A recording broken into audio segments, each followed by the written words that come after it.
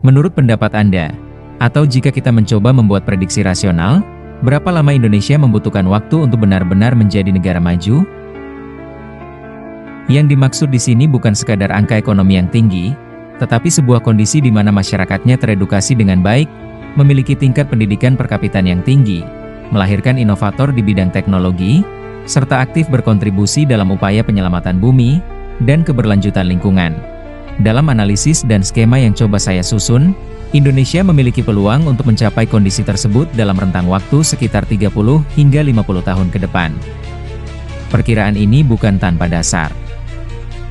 Beberapa lembaga global seperti World Bank, Indonesia Economic Prospects, UNDP, Human Development Report, serta Visi Nasional Bappenas, Indonesia Emas 2045, memproyeksikan bahwa negara berkembang dengan bonus demografi dan pertumbuhan ekonomi stabil, berpotensi menjadi negara maju dalam beberapa dekade, jika mampu meningkatkan kualitas sumber daya manusianya. Memang, banyak di antara kita yang pesimis. Namun, jika ditelusuri lebih dalam, akar permasalahan bangsa ini sebenarnya terletak pada dua hal utama, sistem dan sumber daya manusia. Sumber daya manusialah yang menentukan arah dan kualitas sistem tersebut. Salah satu masalah besar dalam kualitas sumber daya manusia di Indonesia adalah apa yang sering disebut sebagai mental pengemis. Ini bukan sekadar istilah kasar, tetapi gambaran pola pikir yang terbiasa bergantung, enggan berusaha maksimal, dan cenderung mencari jalan instan tanpa kontribusi nyata. Jika kita melihat realitas di masyarakat, fenomena ini bisa ditemukan dalam berbagai bentuk. Misalnya, praktik korupsi yang masih terjadi di berbagai level pemerintahan, ketergantungan sebagian masyarakat pada bantuan sosial tanpa diimbangi upaya peningkatan kapasitas diri, rendahnya budaya inovasi dibandingkan negara lain melalui investasi besar di pendidikan dan teknologi. Mentalitas seperti ini pada akhirnya berkontribusi pada berbagai masalah besar, korupsi, ketidakmakmuran, kesenjangan ekonomi, hingga rendahnya daya saing global. Jika seseorang memiliki mentalitas pengemis dalam arti ini, selalu menunggu, meminta, dan tidak membangun, maka sangat sulit baginya untuk berkembang, apalagi berkontribusi bagi kemajuan bangsa. Dalam banyak kasus, pola pikir seperti ini bahkan bisa mendorong seseorang untuk mengambil jalan yang tidak etis. Karena itu, penting untuk mengenali ciri-ciri dan karakteristik dari mentalitas ini, agar kita bisa menghindarinya. Jika sampai kita memilikinya, dampaknya bisa sangat berbahaya, bukan hanya untuk diri sendiri, tetapi juga untuk masa depan bangsa. Maka dari itu, simak pembahasan ini sampai tuntas. Kita akan mengupas lebih dalam tentang bagaimana mengenali, memahami, dan menjauhi mentalitas tersebut, agar kita tidak ikut terjebak di dalamnya.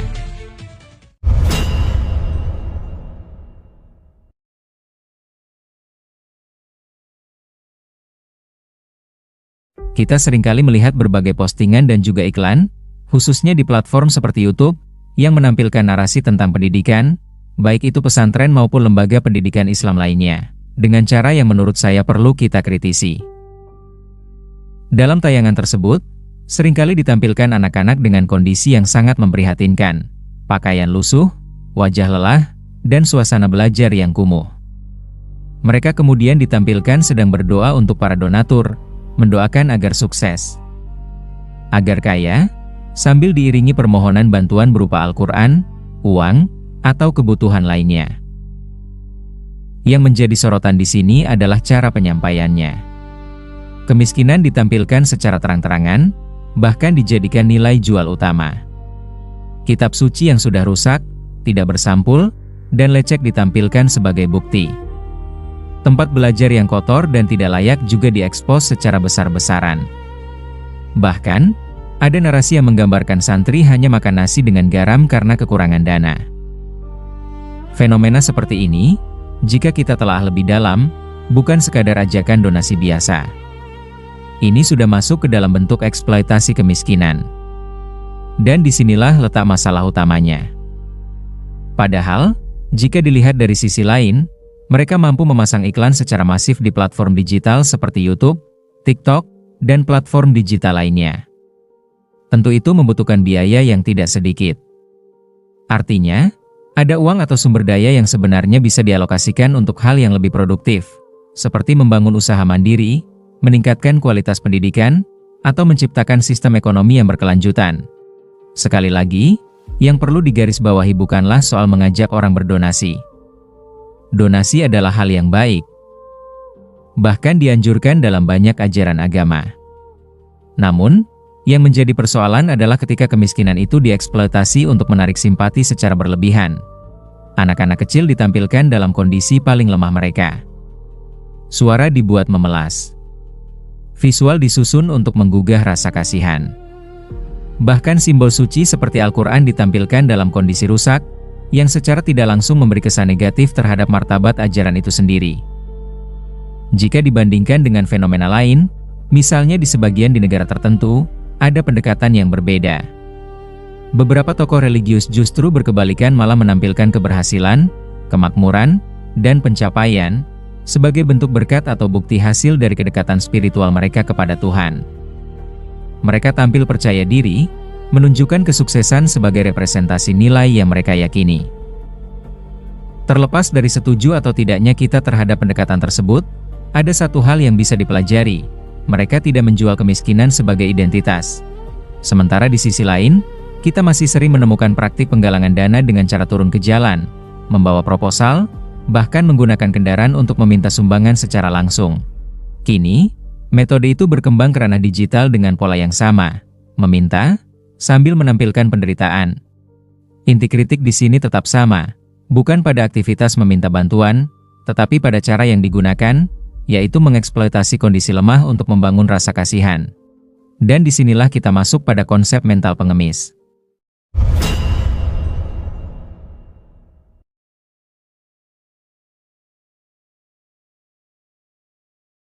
Ciri utama dari mentalitas ini bukan sekadar meminta bantuan, tetapi adanya kecenderungan untuk menikmati rasa dikasihani. Ada dorongan untuk menarik simpati dan empati orang lain sebagai cara utama bertahan hidup. Contoh nyatanya bisa kita lihat di jalanan. Ada pengemis yang sengaja membawa bayi, bahkan dalam beberapa kasus bayi tersebut disewa, untuk meningkatkan rasa iba dari orang yang melihat. Ini bukan lagi soal kebutuhan, tetapi strategi untuk menarik simpati orang lain. Dalam kehidupan sehari-hari, mentalitas ini juga bisa muncul dalam bentuk lain. Misalnya, ketika seseorang menghadapi kegagalan, lalu lebih memilih untuk mengeluh dan mencari belas kasihan, daripada bangkit dan memperbaiki keadaan. Atau ketika seseorang terus-menerus menempatkan dirinya sebagai korban, agar mendapatkan perhatian dan bantuan. Jika pola pikir ini terus dipelihara, dampaknya sangat besar. Ia bisa menutup peluang berkembang, melemahkan daya juang, dan pada akhirnya menghambat kualitas diri. Karena itu, penting bagi kita untuk mengenali pola ini jika ada dalam diri kita sendiri. Bukan untuk menghakimi, tetapi untuk sekedar mengingatkan. Di masa depan, sebisa mungkin kita harus menghindari pola pikir dan perilaku seperti ini. Penting juga bagi kita untuk menyadari dan mengenali jika masih ada orang-orang di sekitar kita yang memiliki mentalitas tersebut. Bahkan, dalam banyak kasus, seseorang tetap bisa hidup dalam kemiskinan mental, meskipun secara penghasilan sudah cukup besar, misalnya 10 hingga 20 juta rupiah per bulan. Mengapa? Karena pola pikirnya masih sama, senang dikasihani, senang menjadi objek belas kasihan, dan terus-menerus memposisikan diri sebagai korban. Orang dengan mentalitas seperti ini cenderung melihat dirinya tidak berdaya, merasa hidupnya selalu kekurangan, dan menganggap dirinya layak untuk terus dibantu oleh orang lain. Inilah yang disebut sebagai mental pengemis. Maka dari itu, pola pikir seperti ini harus dijauhkan, baik dari pikiran maupun tindakan kita. Ciri pertama sudah jelas, suka dikasihani.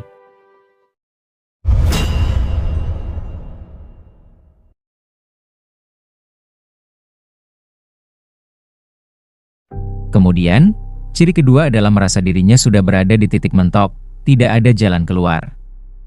Ia mudah putus asa dan pasrah. Kalimat-kalimat yang sering muncul dari pola pikir seperti ini misalnya, "Sudahlah, jangan mikir terlalu jauh, yang penting besok kita masih bisa makan." Atau, "Jangankan beli itu, makan saja kita masih susah. Anak istri saya besok makan apa ya? Saya bingung." Kalimat-kalimat seperti ini mencerminkan cara berpikir yang pendek dan penuh keputusasaan. Bukan berarti kondisi sulit tidak nyata, tetapi cara menyikapinya yang menjadi masalah. Ketika seseorang terus-menerus mengeluh tanpa upaya mencari solusi, maka mentalitas tersebut akan semakin mengakar. Dalam realitas sosial, kita bisa melihat perbedaan yang cukup jelas. Contohnya, ada orang yang hidup dalam keterbatasan ekonomi, tetapi tetap berpikir panjang. Misalnya seorang penjual bakso di pinggir jalan. Ketika ada pelanggan baru datang, ia memberikan pelayanan terbaik, harga yang wajar, sikap ramah, bahkan sesekali memberi bonus kecil. Ia berpikir, kalau pelanggan ini puas, dia akan kembali lagi. Ini adalah contoh pola pikir jangka panjang, membangun relasi, menjaga kualitas, dan memikirkan masa depan usaha. Sebaliknya, ada juga yang berpikir pendek. Ketika ada pelanggan baru, justru harga dinaikkan semaunya, dikenal dalam praktik sehari-hari sebagai nembak harga. Alasannya sederhana, belum tentu dia balik lagi. Akibatnya, pelanggan tersebut benar-benar tidak kembali. Jika pola pikir pendek ini terus dipertahankan, maka dampaknya jelas, usaha tidak berkembang, pelanggan tidak bertambah, dan kondisi ekonomi tidak berubah, bahkan setelah puluhan tahun. Inilah yang membuat seseorang tetap berada di titik yang sama, bukan semata-mata karena kondisi awalnya, tetapi karena cara berpikirnya tidak berkembang. Lebih jauh lagi, orang dengan mentalitas ini seringkali sudah menyerah bahkan sebelum mencoba. Mereka tidak mau berpikir solusi, tidak mau mengevaluasi keadaan, dan tidak mau melihat kemungkinan lain. Padahal, untuk keluar dari kemiskinan, seseorang perlu berani berpikir lebih jauh, apa penyebab kondisi ini, apa yang bisa diperbaiki, apa langkah kecil yang bisa dilakukan hari ini untuk perubahan ke depan. Tanpa proses berpikir seperti itu, perubahan hampir tidak mungkin terjadi. Sebab mentalitas itu menular, baik yang positif maupun yang negatif. Dan inilah karakteristik kedua dari mental pengemis. Merasa buntu, putus asa, dan berhenti berpikir untuk berkembang.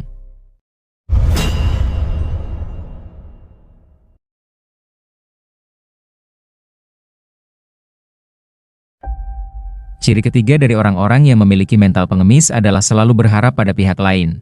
Contohnya bisa kita lihat pada sebagian mahasiswa atau pelajar yang merasa bingung menghadapi masa depan.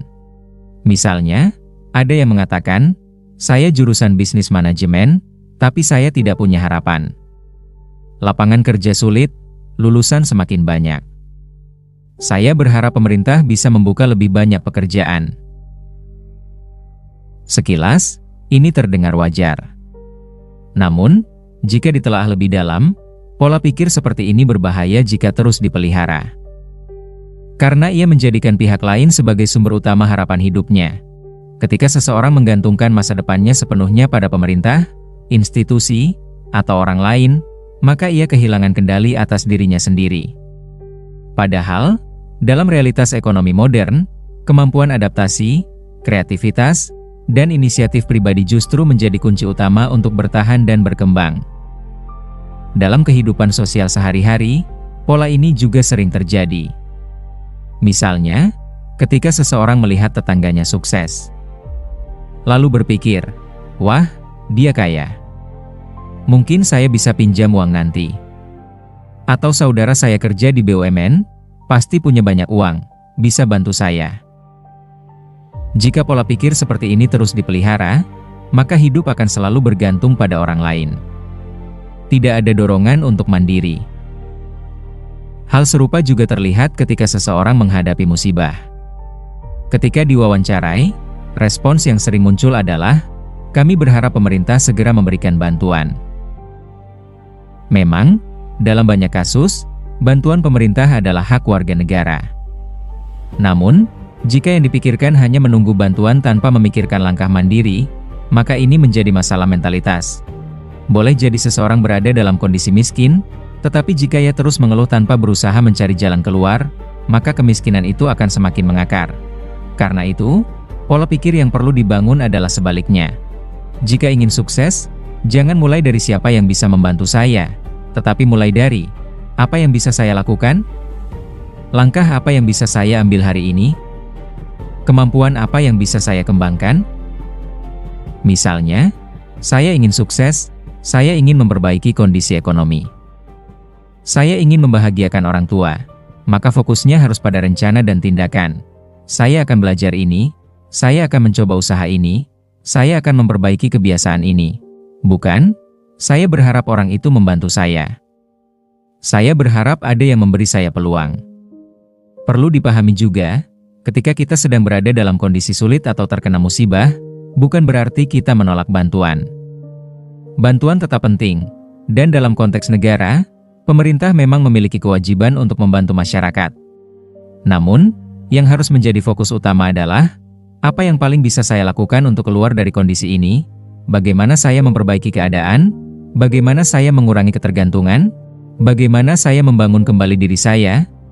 Intinya, jangan menjadikan harapan kepada pihak lain sebagai fondasi utama kehidupan, karena jika seseorang terus bergantung pada orang lain, maka ia akan sulit berkembang. Dan inilah karakteristik ketiga dari mental pengemis, menggantungkan masa depan pada pihak lain. Jika pola ini dimiliki dan tidak diubah, maka besar kemungkinan seseorang akan terjebak dalam kondisi yang sama sepanjang hidupnya.